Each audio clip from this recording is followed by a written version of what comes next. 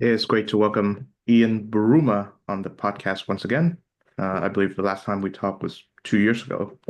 He now hmm serves as Professor of Human Rights and Journalism at Bard College, and today we're discussing his short biography of Spinoza as part of the Jewish Lives series. Ian, welcome to the show. How are you? Very well, thank you. Okay, so let's begin by addressing the person whom you dedicated the book to, Leon Botstein, the hmm renowned president of Bard College, Yes, as well as yes. great conductor of classical music. So, how and why did you dedicate the book to him? I am a great admirer. We've known each other now since um, around 2003.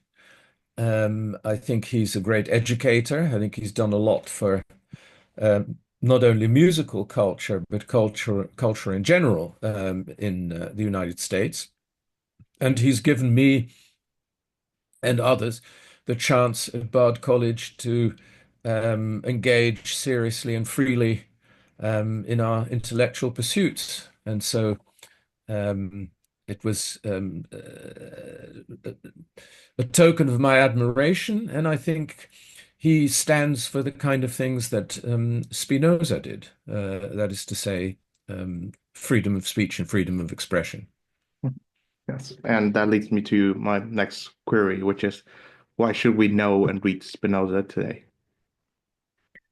I think that's perhaps the most important. If you're going to take away a message, which is a way of simplifying quite a complicated set of ideas that he represented. But if there is a message, it's that the one thing that he cared about more than anything else, which was the freedom of expression, the freedom of speech, which in his time, the 17th century, was a very brave battle to fight because even though the Dutch Republic, where he was born and lived all his life, was relatively free compared to almost anywhere else in the world, which is why French thinkers moved there and so on. They could think and more freely than they could in France or England or Germany or anywhere else.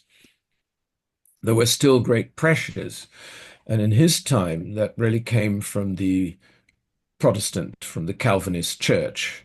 And so the great battle fought out in his time amongst professors, clerics, intellectuals, politicians, and so on was really between those who saw the Word of God as revealed in the Bible as the only legitimate way to pursue the truth, and those who called themselves philosophers, which in those days really meant the same thing as scientists in our time, sought a different way, which was the use of human reason and proof, and so on. And that battle, which was as fierce and in some ways even more dangerous than today's culture wars in the United States, was not just an intellectual one. It was also about academic authority, political authority, who had the right to appoint people, all the kind of things that we see in our own time in slightly different circumstances. Yes. As a tribute to the Dutch Republic, I put my Zoom image background as Rembrandt's Night Watch. So as you can see right hmm here, Yeah, I can see it. and I'm also reading this copy of The Ethics. Uh, it's a Penguin Classics edition, and as you may notice, the author is listed as Benedict de Spinoza. And here lies the controversy as to what is Spinoza's given name. Uh, there are some sources from Jewish scholars and authors that says his name was Baruch, but you wisely enough avoid that entirely by just putting Spinoza as. Well, yes, I mean, it wasn't really a controversy. He was born as Baruch de Espinosa, and Baruch means exactly the same thing as Benedict. It means the blessed. And when he was kicked out of the Jewish community, in his case, the Sephardic, the Portuguese Jewish community in Amsterdam, His name was Latinized, but it's not controversial. It means exactly the same thing. One is just the Latin version of his Hebrew name. How is he remembered in today's version of the Dutch Republic, which is Netherlands? Yes, that's right. But in those days, yes, I mean it is the what is now the Netherlands. Yes, but how is he remembered today in the Netherlands? Ah, um, well, I think people are, to the extent he's remembered at all, which is, of course, always by a small number of people. He was a difficult philosopher. But I think um, people are proud of the fact that a great philosopher was born and bred in the Netherlands, even though he did not have a Dutch background, and his own spoken Dutch was probably not all that great. He spoke better Portuguese than he did Dutch. Um, in the Sephardic community, he is still a controversial figure. And not so very long ago, an attempt was made to rescind the ban on Spinoza, the religious ban from the Jewish community. It was felt that perhaps, 400 years later, it was time to rehabilitate a great thinker. And the rabbi, the Sephardic rabbi in Amsterdam, decided that he couldn't do that. And from his point of view, probably correctly, because he felt that he did not have the authority to do it. And Spinoza never took back his views, which, in the view of the rabbis, was blasphemous. And he didn't feel he had the authority to rehabilitate a blasphemer. Um, how does banning someone from the Jewish community work? Is it similar to excommunication in the Catholic Church? Yes, it's a similar thing, except it happens more frequently. It's called the cherem, and it can be done for very small infringements. It can happen if you insult a rabbi or something like that, or uh, have a non-kosher meal. But usually these bans don't last very long, and you can rejoin the community fairly easily. In Spinoza's time, it wasn't always easy. There were others who were banned, not for small infringements, but for doubting the doctrines of the religion, who had to go through all kinds of humiliating rituals to be allowed back in. In the case of Spinoza is extraordinary in that he'd never actually published anything when he was excommunicated. And nonetheless, his excommunication was harsher in wording than anyone else. He was not allowed to meet any other Jewish people, including his own family. He was cursed forever, and so on. And the route to rejoin the community for him was pretty much barred. But unlike some others who um, didn't, or at least who decided to go through those humiliating rituals to get back in again. Spinoza never had the slightest interest in doing that, and said, the rabbi simply did what I should have done myself a long time ago. And he was very young when he said that. He was in his 20s. Yes. You mentioned in the book the case of one Uriel da Costa, who, Hmm. in order to find his way back into the Jewish community, he had to suffer a series of debasing rituals. And Hmm. yeah, to follow up, so was Spinoza offered a chance to go back, provided that he goes through these rituals, or was he never been given that olive branch? Not that I know of. He was certainly, they tried to persuade him to take back some of his views, or to at least stay in the community and stay quiet. And they said, you don't have to publicly say or affirm your piety and so on. That's all fine as far as we're concerned. But please don't leave the community because that'll cause a scandal and make life difficult for everybody. And he refused to do that. He refused to stay quiet. He was a serious thinker, and he felt that he should be able to freely express his thoughts. Yes. What was life like for Amsterdam Jews back then? It was better than almost anywhere else, but that depended a little bit on what kind of Jew you were. The Jews originating from Spain and Portugal who'd been had to leave because of the um, because Judaism was banned and it was very dangerous. The Inquisition made it very dangerous to live in Portugal and Spain. So the Sephardic Jews, who were very highly educated, often pretended to be Christians, didn't know very much about Judaism anymore, very often, um, um, moved north to Antwerp, where they were very successful merchants. And then when the Spanish Empire conquered the southern Netherlands, which is now Belgium, including the city of Antwerp, they moved even further north to Amsterdam. And Amsterdam then, and that's still true of the Netherlands today, was very much a commercial place. It was a place of trade. And being a place of trade, it welcomed merchants. It welcomed people they could do business with. And it gave the Sephardic Jews the chance to revive their Judaism in a more hospitable place. But there were still restrictions. They couldn't join guilds.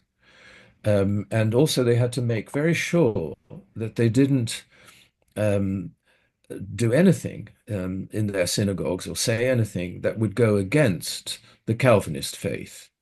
And one of the things that was taken very seriously in those days um, was the immortality of the soul, the afterlife, and so on.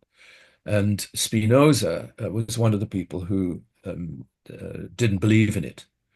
And when he said, when he made it clear that he didn't believe in it, he didn't believe in the immortality of the soul. He didn't believe that there was a God as a creator of the universe. He thought God was nature, but was not some outside force that created nature.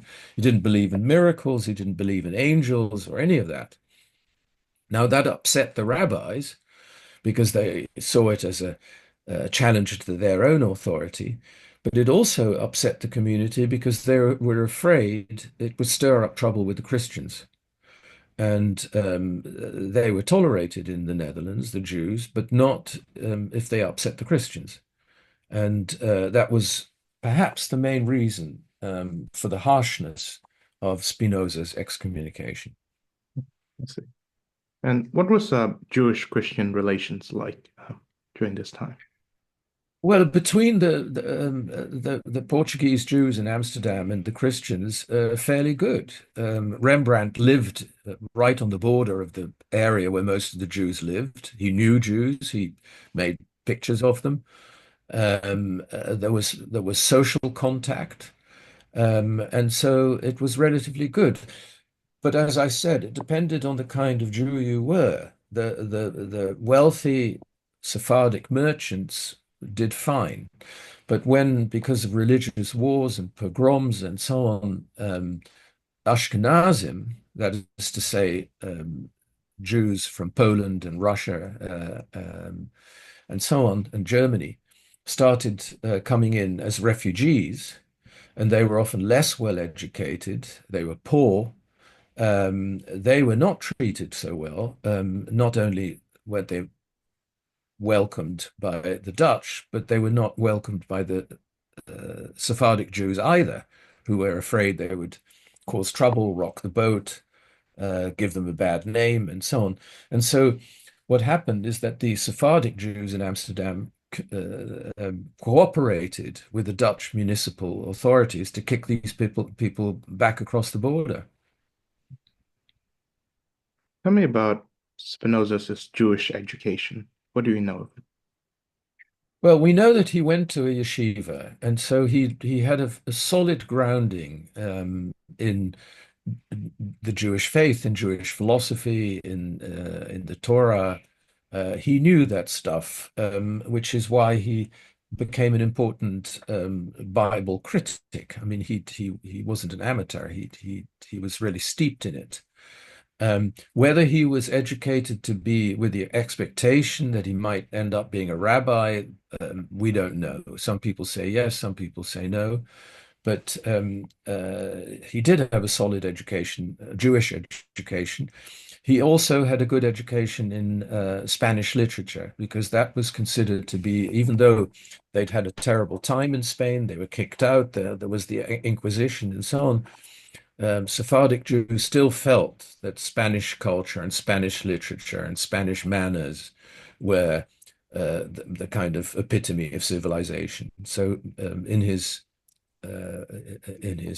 collection of books, which was not vast, um, there were quite a lot of Spanish literary works, very few Dutch literary works. And what were the Spanish literature available at that time? Well, I suppose Cervantes and anything that had been written in his time and before his time. But Cervantes was certainly Don Quixote was certainly in his book on his bookshelves. Um, Tell me about how he learned from Maimonides and how this great medieval sage influenced him. Well, again, we don't know exactly how much anybody influenced him. He'd certainly read Maimonides carefully. Um, I think uh, what he took from Maimonides was the idea that of reason and the use of reason. Except I think the difference between Spinoza and Maimonides was that Maimonides thought you could apply reason also to religious texts, and you should try and approach the religious texts rationally. And Spinoza did not really think that was feasible. He very much took the view that the Bible and other religious texts could have something to teach us morally, and that the prophets were moral teachers, and there are things you can take from these texts that are valuable. But if you're interested in a more scientific pursuit of the truth, it's useless, and so you should keep those two forms of there's two approaches to the truth separate. And I think that's an extremely important aspect of his thinking. And that, again, we can draw lessons from it today, in that there are ways to perceive reality, the truth, the world around us through our feelings, through our faith, and so on. And then there are more scientific, more rational ways to try and understand the world too. And both can be valuable. Both have their uses. He never denied that, emotions and so on are very much part of human perception and human life, and you don't dismiss it, but you can't confuse the two. So, how did Spinoza's doubts arise? Well, that we don't really know.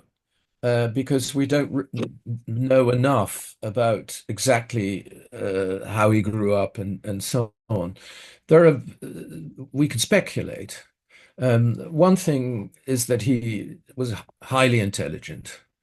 He was aware of ideas that um, put religious teachings into doubt. It was in the air when he grew up. He didn't invent it. There was Descartes, the French philosopher, had a huge influence on intellectual life and caused a great scandal amongst religious people, even though Descartes himself was still a devout Christian. But he very much believed in the use of reason. The other source of his thinking may have come through his contacts with Gentiles, with non-Jews, whom he met through his business, because for a while he ran his father's business, which was importing um, things from North Africa and the Spanish world, um, dried fruits and nuts and that kind of thing. And he was not a great businessman himself, but he was in the business for a while, and so he would meet people in the stock exchange and other places. And some of these people were intellectuals who were as interested in new ideas as Spinoza was. There were also um, groups of circles of intellectuals, Christians, in Amsterdam at the time who would meet in particular places. There was one famous place, a bookshop, and they'd have discussions. And these people, on the whole, were Christian freethinkers. So they were not Catholics. Catholics were had to lie low in what was then a Protestant republic. They were not Calvinists, not strict Calvinists. They tended to be dissenters, and in the Netherlands at the time, that usually meant Mennonites. Now, in the United States, when people think of Mennonites, they think of rural communities of people in black suits and long beards, and who don't want to take part in many aspects of modern life. The Mennonites in Holland to this day are very different. The Mennonites in the United States came usually from rural Germany, and that's a very conservative branch of the Mennonite form of Protestantism. The ones in Holland were more like the Quakers. They were freethinkers and didn't really believe that, in the mediation of the church and in rituals and in um, uh, they certainly didn't believe that preachers or priests should mediate between the believer and God. You had your own relationship with God. They didn't believe in baptism at birth. They believed that, and that this is still true. They believe that you should only be baptized when you're 18. Once you've made up, you're an adult and you can make up your own mind. It may even be 21. I'm not even sure about that. They didn't believe in bearing arms. But the main thing is that they challenged the rituals and the traditions of organized religion. They were trying to find a way for individuals to freely find their way to God. And so a free-thinking Jew like Spinoza was very much welcomed in their circles, and they were kindred spirits in many ways. So does the commercial basis of the Dutch Republic allow for this kind of free-flowing currents of ideas to thrive? Yes, I think it does because, again, if the main reason for people gathering in big cities is to do business with one another, to trade with one another, to make money, people are not going to care too much about which church you go to or what you think or what books you read, as long as you can trade, people are welcome. And it was Voltaire, the French philosopher and free thinker, who was living in France when it was still an absolute monarchy and when the church was all powerful, who escaped to England and lived in London for several years. And Spinoza once famously said um, that the Mohammedan, the Christian, and the Jew can all speak freely, or trade freely in the stock exchange, and the only infidel is the bankrupt. And so I think that was one of the reasons he admired English society at the time, and Dutch society was very similar. Yeah, I happen to have a copy of Candide here. Reading Hmm. it. I find it highly entertaining and also highly despairing at the same time. That's that's the effect that Voltaire's Candide have on people. Um, Right. Do we know that Voltaire was influenced by Spinoza in any way? I don't know, but he would certainly would have been aware of him because the French philosophes of his, and Diderot and Voltaire and others certainly, well, they were certainly influenced by Spinoza. How much Voltaire read of Spinoza, I don't know. I mean, there are others who I'm sure do know, but they were all influenced by him, and their notion of the use of reason and their opposite their hostility to to organized faith was definitely influenced, but Spinoza was still considered such a scandalous figure in societies where the church was still very powerful, and societies like France, that people had to kind of hide their admiration for him. And so when the philosophes, the 18th century philosophes, wrote their famous philosophical dictionary about philosophers, great philosophers, they were rather critical of Spinoza, but gave him more space than almost anybody else.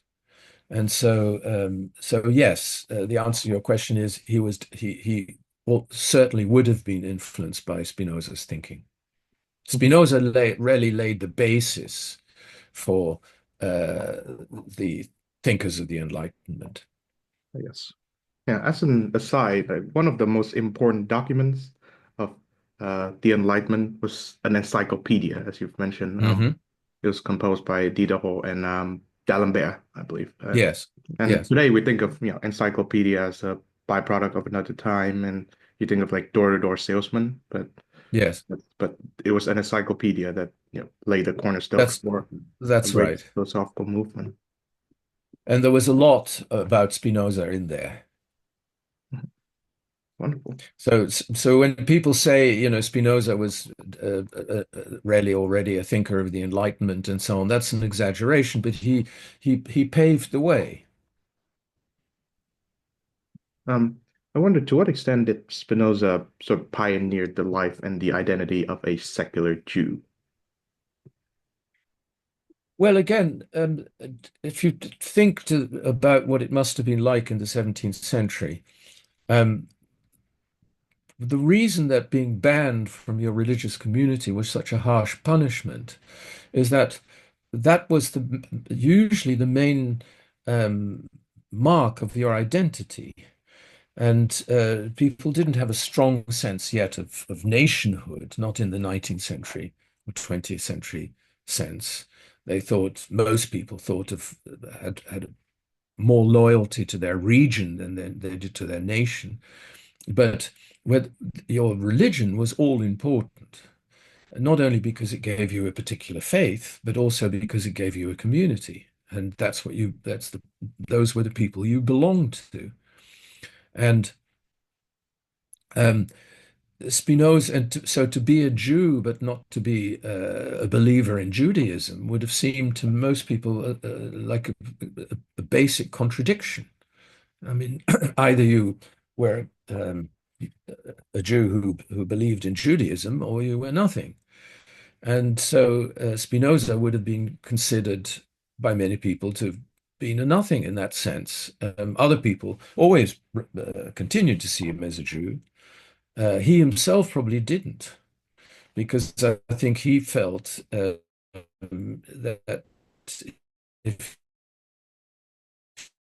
you did not believe the phrase to be a Jew was meaningless. He saw himself as a freethinker, as an individual without a community. Well, he had a community of friends and people he could exchange ideas with and was close to, but he didn't have a religious community. Now, later, uh, after the Enlightenment and the assimilation of Jews as citizens in European countries and so on, it became entirely possible to be a Jew by background, even to still retain some traditions, but not to be a believer at all.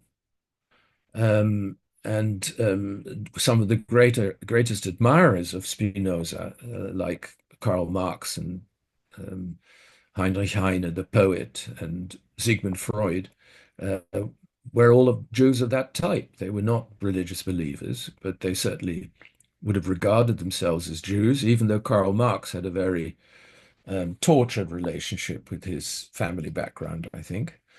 Um, but they saw Spinoza as a kind of pioneer.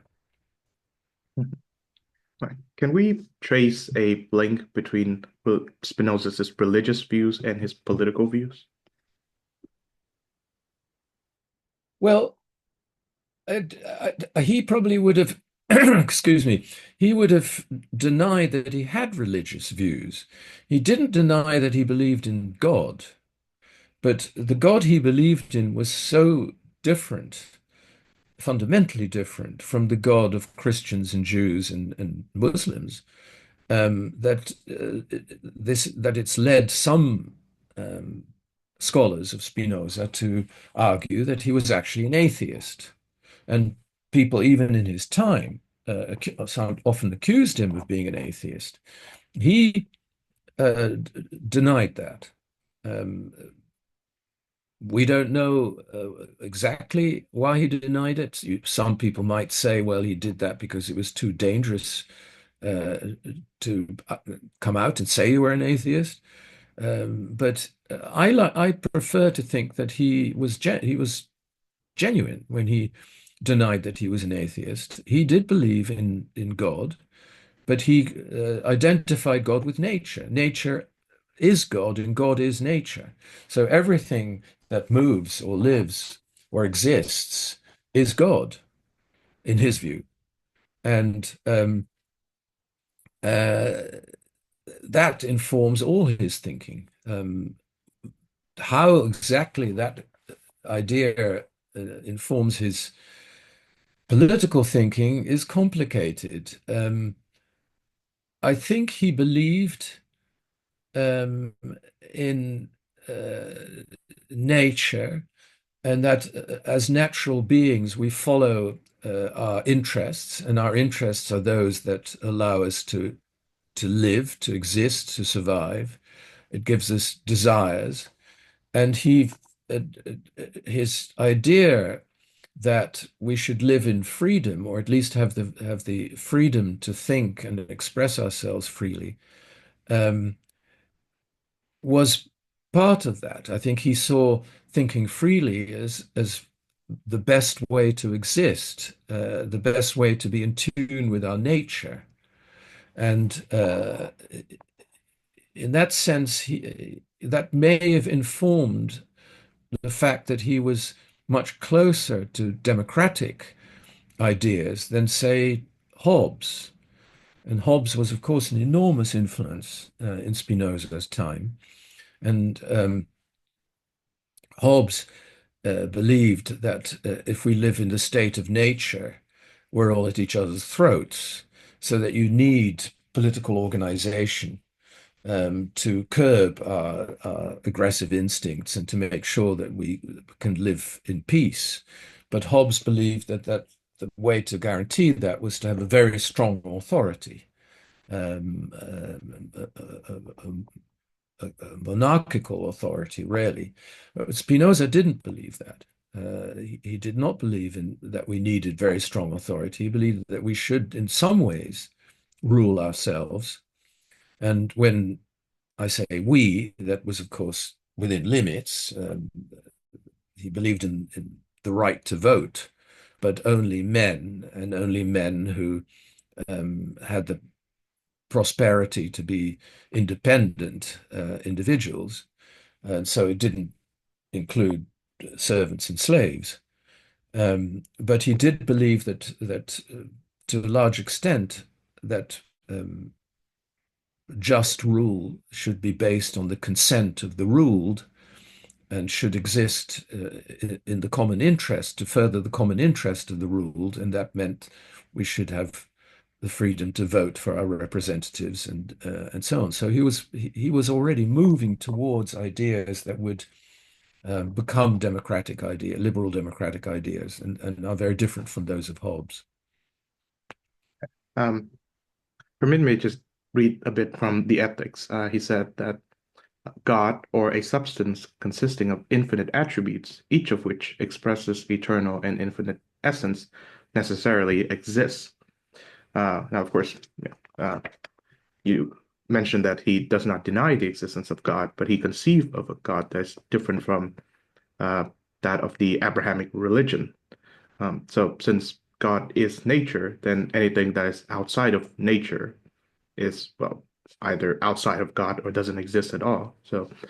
no angels or demons or devils or even Mhm. miracles.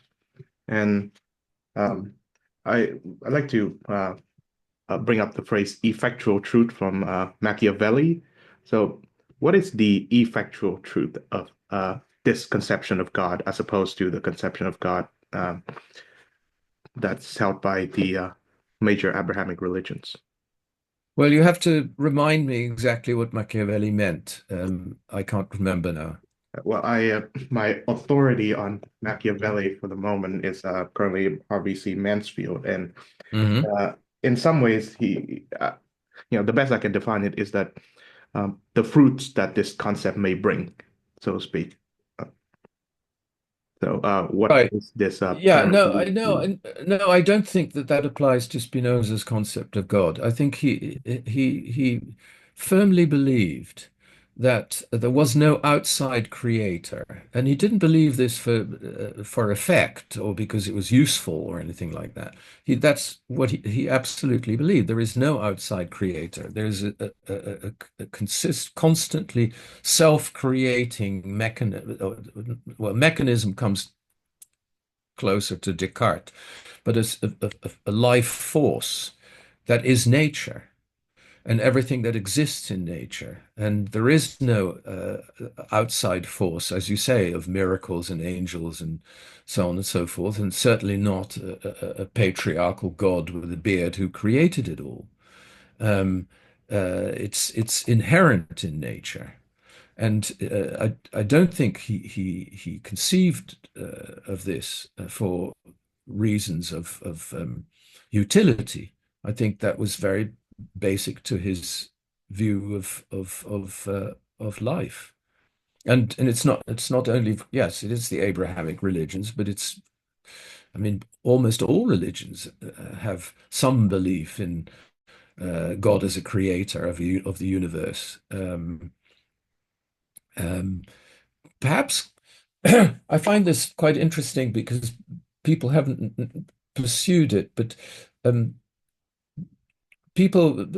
some people saw Spinoza in his time as a kind of as a quasi Chinese or Asian thinker, and it was in his time that people were confronted with the Chinese world, and that created a certain amount of confusion because from the Christian notion, the only way that human beings can have moral feeling and an idea of good and evil is to believe in God and Jesus Christ. Um, and here was a society, China, which clearly did not believe in the same God, let alone in Jesus Christ, but did have a very strong sense of morality and good and evil. And people didn't really know how to explain it. And Spinoza, in some ways, was not so far removed from Confucian thinking, and that he part of his philosophy was to conceive of the of a good society and based on human behavior and human morality and human thought. And Spinoza and Confucius thought of something quite similar. I mean, when somebody asked Confucius about what he believed, what he thought about the gods, he said, "Well, we have enough problems on Earth, and we can leave that the gods till later." And I think Spinoza would have sympathized with that notion. Okay. We started this interview, this conversation with you stating that Spinoza is a model of a free thinker, what it means to be free. So, how does Spinoza himself conceive of the notion of freedom? Well, he certainly believed that philosophers should be absolutely free to think anything and within reason and express it. He didn't believe that this was for the masses. He thought that philosophy was too complicated and difficult for people who had not been educated enough to grasp what it was about, and they would misunderstand it and cause trouble and so on. So I think he always felt that freedom was absolutely essential, but the expression of thoughts in writing should be kept to a small number of educated people. Um, he did not, though, believe that uneducated people should be told what to think. That's different. I think he one of his one of the reasons he was so opposed to uh, organized faith, and that meant Calvinism in his time, but Catholicism too, was that he felt that and Hobbes thought that too, by the way, he felt that clerics were simply imposing religious ideas on people in order to be able to control them. And he was very much against that. And, well, of course, since we've now taken Spinoza's notion of freedom to apply to all peoples, not just Yes. So intellectuals. I mean to rephrase what I just said, I think he believed everybody should be free to think what they want. But not everybody was cut out to be a philosopher. And so the philosophy had to be kept within certain circles. But in principle, everybody was free to think what they want as long as they uh, behaved in a decent manner and did not impose their ideas on others or use violence. And of course, that leads to his notion of the state. I believe Mhm. there's a statue of Spinoza in Amsterdam, and the plaque says, or the podium says that the purpose of the state is freedom, or freedom is the start of the state. So why does he believe this to be so? Well, I think first of all, most people, almost everybody in the 17th century had strong ideas about the state, about the power of the state. Um, in his time, and especially during the short time of the Dutch Republic, when it was ruled by a very enlightened elite, mostly from the merchant class of Amsterdam and other cities on the west coast of Holland. The main opposition was between the enlightened rulers of the Republic on one side and the leaders of the Protestant Church or the Orthodox leaders of the Protestant Church, backed usually by the House of Orange, which is now they're now the constitutional monarchs of the Netherlands, but then they were an aristocratic family that had great power and great political power. And so it was a little bit like today in the sense that it was the sort of provinces and the rural areas against the trading cities. And so he thought that the republic, that the state, was the best instrument to keep the power of the church under control.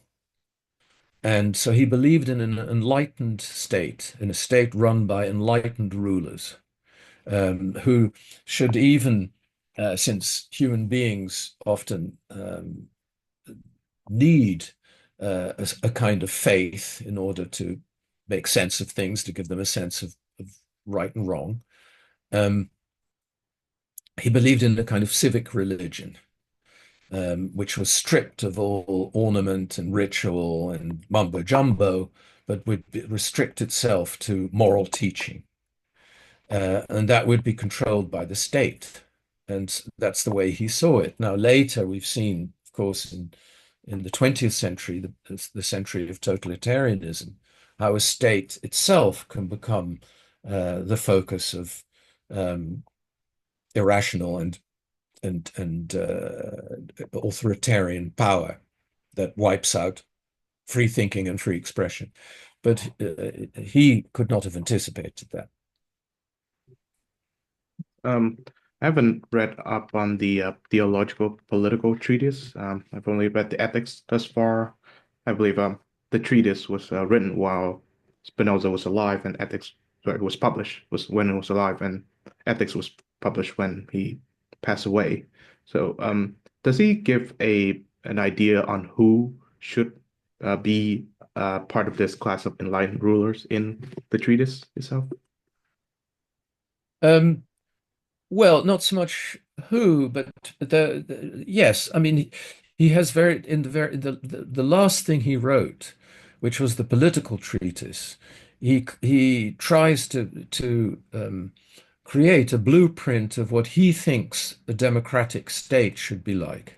A state where people have the right to vote, a state where that is ruled by enlightened rulers. And enlightened rulers are those who are not kings, because kings, in his view, simply want to perpetuate their own power. Um, Not an aristocracy, because an aristocracy, in his view, was made up of cliques were also mainly engaged in perpetuating the power, their own power, and the power of their families. It had to be They had to be commoners who were elected by um, a limited number of independent individual citizens. And um, if they are elected, um, they are bound, in his view, to look after the common good, because if they don't look after the common good, they'd lose their legitimacy. And so he had clear ideas on how an ideal state, which didn't yet exist in his time. And the closest thing to it was the rule of this patriciate, these merchant families known as regents in his time, who were educated, enlightened people, not democrats. I mean, they had no didn't have the modern concept of a democracy, but they were enlightened rulers who tried to look after the interests of the republic and not just of their own families. And that was the closest thing to what Spinoza saw as a just society. Yes. Of course, Aristotle himself foresaw this paradox or this risk that democracy can bring in that if you expand the franchise enough to enough people, then you give voice to the discontented and the unenlightened who will rule and who will well, uh, reject the notion of democracy that preceded them. Hmm. We see it today, of course, in certain Hmm. democratic countries, particularly the United States, when you have a very unenlightened and very discontented man in charge. So, but of course, the alternative would be you limit the franchise to a certain class of people. And in that case, you end up like, well, early America or worse, Hmm. apartheid era South Africa. So, how does or how did Spinoza um, how did he try to resolve this paradox? Well, but by limiting it, I mean, I think he was very much afraid of the mob, because he saw the violence of the mob in his own time, because the two um, political leaders of the most enlightened period of the Dutch Republic, who were brothers called De Witt, were both lynched by a mob in The Hague, and a mob that was egged on by Calvinist preachers and most probably even by members of the what became the royal family. So he saw the violence of the mob. And this was something that had to be contained. And again, he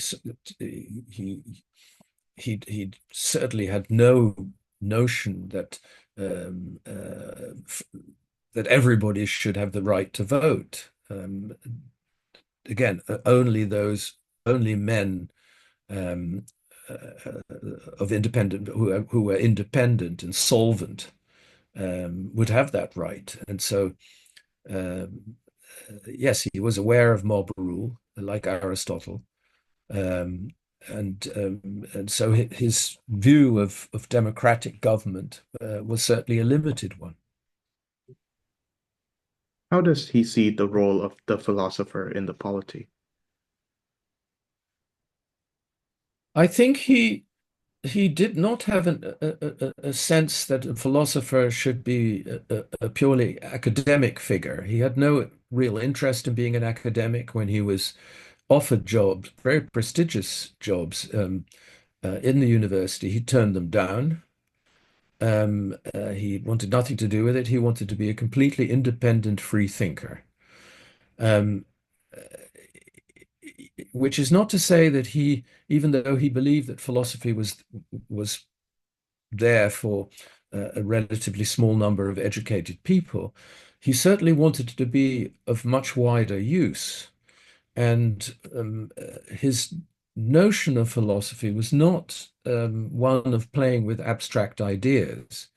He was very much engaged in trying to think of ways in which people's lives would be better, in which would help people become more in tune with their own interests and their own nature by using reason, by understanding more, by understanding their position in in the universe and so on.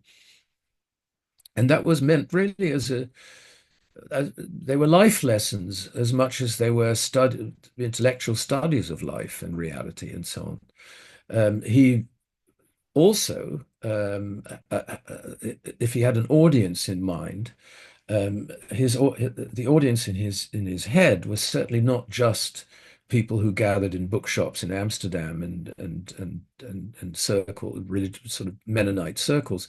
He definitely wanted to influence the thinking of the political rulers of his time and the people around the De Witt brothers, these patricians from merchant families who ran the republic, were part of his intended audience. He wanted to influence political thinking as much as anything else. Um, has modern day Judaism warmed up to Spinoza's ideas? Um, I don't. I'm not very familiar with the thinking inside the various kinds of Judaism, but uh, certainly, if you're an Orthodox Jew, you would have no sympathy with his ideas at all. And if you're even if you're a Reformed Jew and you're serious about your faith in God and so on, no, I don't think that you would um, go along with his ideas. You can't go along with his ideas because they are fundamentally opposed to um, uh, many aspects of religious faith. So finally, is there a school of thought known as Spinozism to speak about the same way as Kantianism, Marxism? Well, so I think Marxism is closer. Yes, there is. There has been since he died. But like many Marxists who haven't read Das Kapital, many people who were regarded as Spinozists or might even have regarded themselves as Spinozists were not necessarily very familiar with his all his writing. But it's to be a Spinozist or to be called a Spinozist was to be associated with a particular kind of rationalism, doubt about, or even atheism. And in that sense, of course, an awful lot of people were branded as Spinozists who were not particularly familiar with Spinoza's thought. I think that's a good note to end on. Thank you very much, Ian Buruma, for joining the show once Thank again. you.